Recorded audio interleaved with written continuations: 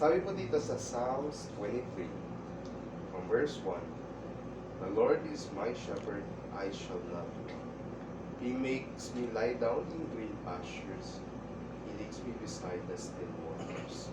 He restores my soul. He leads me in the paths of righteousness for His name's sake. Yes, though I walk through the valley of the shadow of death, I will fear no evil. For you are with me, your rod, your staff, they comfort me. You prepare a table before me in the presence of my enemies. You anoint my head with oil, my cup runs over.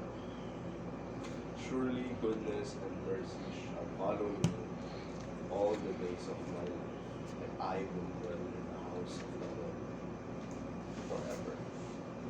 So sabi po dito, na ibinigay sa akin ng Lord, is yung love niya towards us. His care sa kanyang pagbibigay ng kanyang guidance and His protection over us gives us forevermore the happiness na nanggagaling sa kanya talaga. In Him we confide, in Him we are not divided talaga. In Him we are united. In Him talaga we are protected by His love and His life.